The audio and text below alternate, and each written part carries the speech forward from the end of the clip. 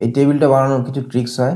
একটা ভিডিওতে আমি এই টেবিলটা বানানোর একটা ট্রিক্সও বলেছিলাম। এখানে বলেছিলাম যে শুধুমাত্র sin θ র ভ্যালু এই রোটা যদি কেউ মনে রাখতে পারে তাহলে পুরো টেবিলটাই সে বানাতে পারবে। এবারে যদি কেউ বলে যে না আমি এই ১ম রোটাও মুখস্থ রাখবো না, আমি সম্পূর্ণ ট্রিক দিয়ে বানাবো, তাহলে সেইটার ট্রিক হচ্ছে এরকম। টোটাল আমাদের এখানে কটা ঘর?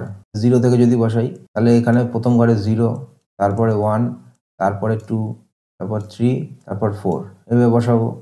প্রত্যেকটাকে ভাগ করে দাও। কত দিয়ে ভাগ করবে? আর লাস্টে কি ছিল? 4। সবাইকে 4 দিয়ে ভাগ করো। শুধু ভাগ করলেই হবে না, এর এবার রুট করে দিতে হবে। প্রত্যেকটার রুট। এই রুট করে দিলেই আমাদের প্রত্যেকটার মান বেরিয়ে যাবে। মানে ১ম যে রো sin θ র যে ভ্যালুটা মনে রাখার কথা বলেছিলাম, এটার মান বেরিয়ে যাবে। তার মানে কি হচ্ছে? 0 কে যদি 4 দিয়ে ভাগ করি, 0 কে কিছু দিয়েই ভাগ করলে সেটা 0 ই হয়। 0 রুট করলে 0 হয়।